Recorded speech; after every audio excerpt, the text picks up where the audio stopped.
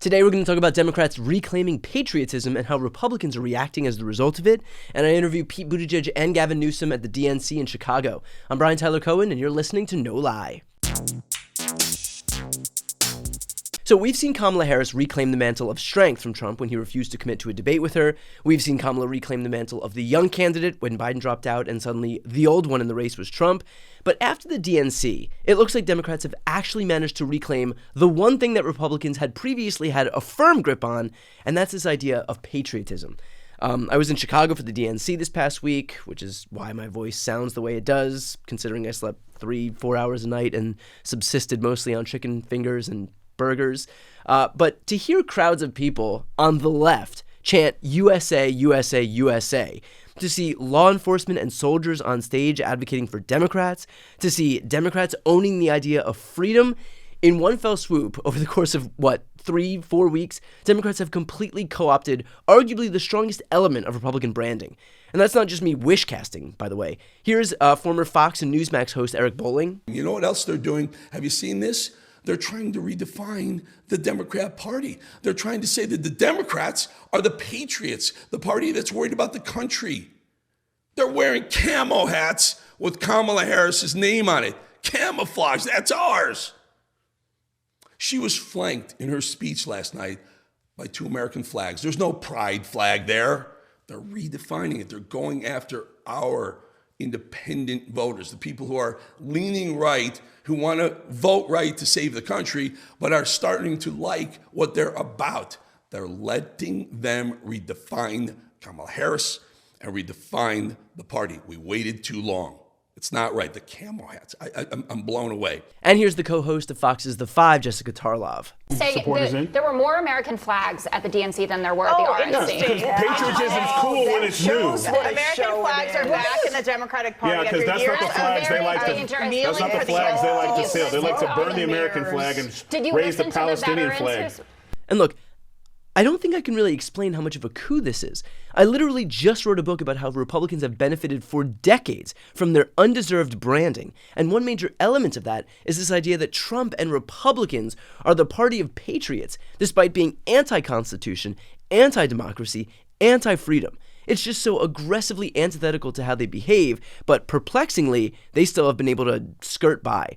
But I think that Trump just exposed the con so obviously, like he's so anti-democracy, that there was no plausible deniability anymore. You can't claim to be the party of law and order and yet run a convicted felon. You can't claim to be the party of the Constitution and yet block the peaceful transfer of power for the first time in over 200 years. You can't claim to be the party of family values and line up behind a guy who cheated on his wife with a porn star. And look, conservatives have always been anti-democracy. They've always engaged in voter suppression, all the way back to the days of breaking up the Dakotas to create 2 states with 2 senators each, the days of Jim Crow, of gerrymandering after Obama's election. But in a way, Trump has been the worst thing to happen to them because he undermined even that veneer of legitimacy that they had before. This dude came into power in a party that wholly owned the flag and the bald eagle and apple pie. He is leaving a party that has a monopoly on, white supremacists and people whose top campaign issue is water pressure in toilets and showers.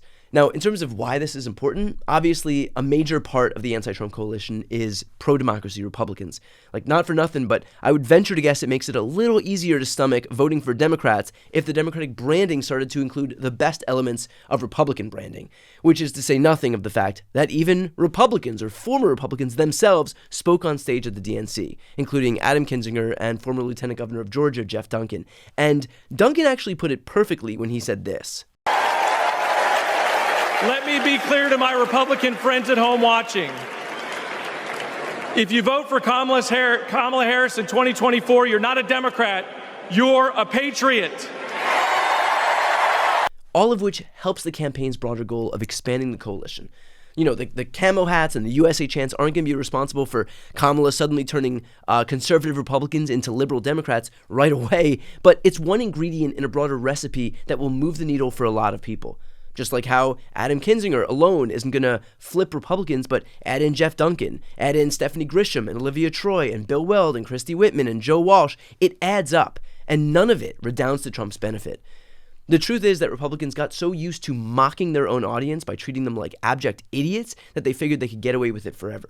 They figured they could still beat their chests about law and order while running a felon. They could still claim fiscal responsibility while adding $8 trillion to the debt. They could still claim states' rights while trying to pass a nationwide abortion ban. But it turns out that Americans are smarter than Trump and the GOP are giving them credit for. And what it's meant is that Republicans just lost one of their strongest tools they had going for them. One quick note, and I can't believe I get to say this, my new book, Shameless, came out last week, and it debuted at #1 on the New York Times bestseller list. To everybody who grabbed a copy, I cannot thank you enough. It's literally been a dream of mine forever to land in that spot. If you haven't yet gotten yours and you want to read it, it's available right now everywhere books are sold, so make sure to grab a copy. I also narrate the audiobook too, if that's better for you. But again, thank you so much. Okay, here are previews from my interviews with Pete Buttigieg and Gavin Newsom. I would be remiss not to ask you, while we are at the DNC with a max capacity arena here, what your thoughts are about the fact that Donald Trump seems to be having a little bit of trouble these days beefing up his crowd sizes at his rallies. All the while we are seeing full arenas, full auditoriums, full airport hangars for Kamala Harris and Tim Walz. You know, you can tell it's driving him nuts, and I think it's a show of momentum. And I also think, the only thing he's going to achieve by making weird claims, for example, that these crowds aren't real, when they're obviously very, very obviously real. That's exactly what he would say. You would say. Yeah, that is true. But the only thing he's going to achieve is to draw more attention to how real these crowds are, in the same way that the only thing they achieve by attacking Tim Walz's military service is they remind everybody about Tim Walz's military service. Yeah. So I do think it's something that continues to evolve. Now, last time I saw the vice president a couple of days ago, she reminded me, and she's reminding our whole party,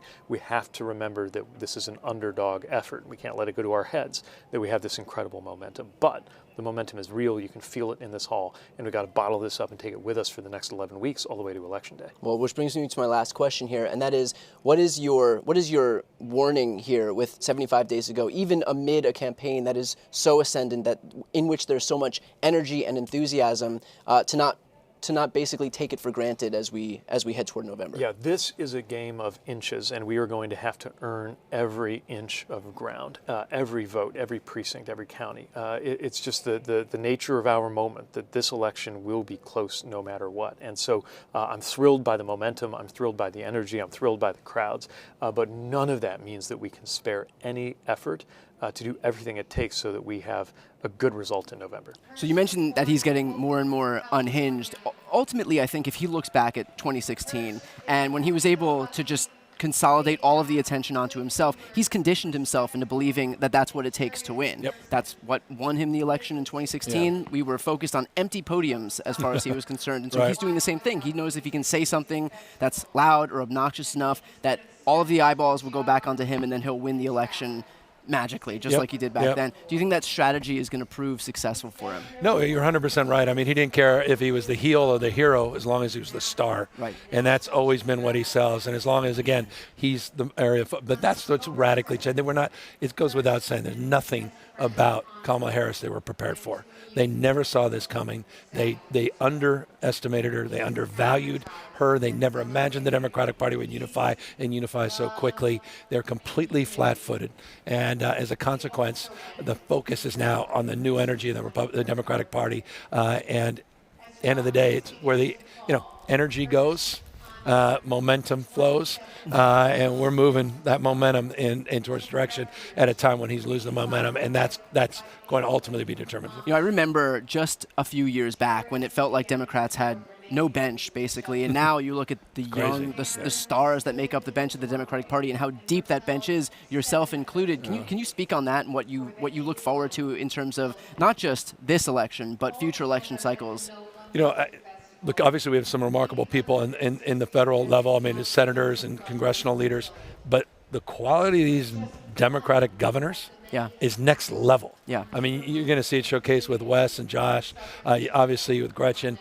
You saw that in terms of the VP stakes. I mean, it was just and you won't say it, but you were very much on that list as well. No, hardly, but I appreciate it. But it is an extraordinary thing, because you're exactly right. It wasn't that many years ago. I was like, what the hell is going on with the Democratic Party? If you look back into like the 2016 election, it very much felt like, okay, this is it's going to be Hillary Clinton because who else is there? The bench wasn't deep enough to have the depth of talent that we have now. Right. No, and I think what's remarkable also about the quality of this bench is the diversity in this context, not just ideological. It's usually been about which wing of the Democratic Party. Are you a DLC Democrat, right. Or are you quote unquote progressive, more liberal, Bernie side, the other? This is more nuanced. The party now. It's now more geographic based. Yeah. It's obviously there's a racial ethnic component, gender component, but it is a quality of imagination as well across a spectrum of unique and distinctive talents that make this a special group. And of course, to watch the full interviews of Pete Buttigieg and Gavin Newsom, click the thumbnails right here on the screen or check out the interviews playlist on my YouTube channel.